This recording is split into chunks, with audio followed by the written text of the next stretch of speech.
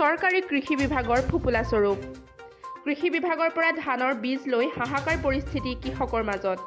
পৰিৱৰ্তনশীল চৰকাৰৰ দিনত প্ৰকৃত কৃষকৰ কিমান পৰিৱৰ্তন হ'ল। এইবাৰ কৃষি বিভাগৰ পৰা বীজ লৈ কৃষকৰ বিলৈ। কৃষকে মূৰৰ ঘাম মাটিত পেলাই কৰা ধানৰ খেতিত প্ৰকৃততে কি হৈছে।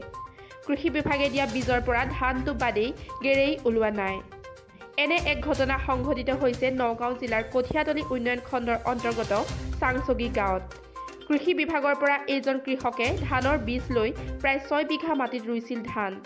কিন্তু ধানৰ পৰিৱৰ্তে পাতহে দেখা গৈছে, যাৰ ফলত কৃষকে মূৰে কপালে হাত দিছে।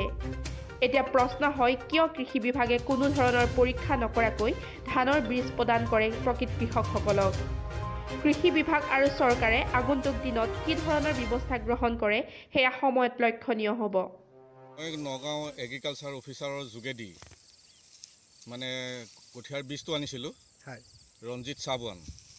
তেতিয়া তাৰমানে এই শিলঙনি কৃষি ফাৰ্মৰ যিজন চাইণ্টিষ্ট হেমেন কলিতা ছাৰ, তেখেতৰ লগতো ডিছকাছ কৰিছিলোঁ আৰু ডিষ্ট্ৰিক্ট এগ্ৰিকালচাৰ অফিচাৰ অশোক বৰঠাকুৰৰ লগতো আলোচনা কৰিছিলোঁ যে ভাল জাতৰ বীজ লাগে খেতি কৰিবলৈ।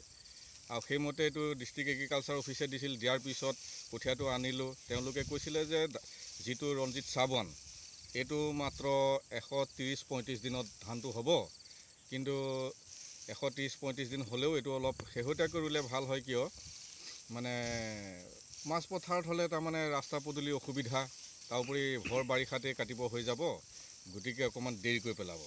সেইকাৰণে তেওঁলোকৰ পৰামৰ্শ মতে জুন মাহৰ শেষৰ ফালে কঠীয়াটো পেলালোঁ। কঠীয়াটো পেলাই মানে ধানটো ৰুলোঁ, কিন্তু এতিয়া ফলাফল চাওক, ইয়াৰ ধান এতিয়ালৈকে নোলালেই। এতিয়া আজি 15 নৱেম্বৰ পালেহি। 15 নৱেম্বৰলৈকে ধানৰ গতি এয়া। এতিয়া এগ্ৰিকালচাৰ কঠীয়া দি পেলাই ধান ৰোৱা বিনিময়ত মোৰ এতিয়া 6 বিঘা মাটিৰ লোকচান হৈ গ'ল। 25 পৰা 30 মোন হ'ব বুলি কৈছিলে। এতিয়া 25 পৰা 30 কেজিও এতিয়া বিঘাই প্ৰতি নোলাব।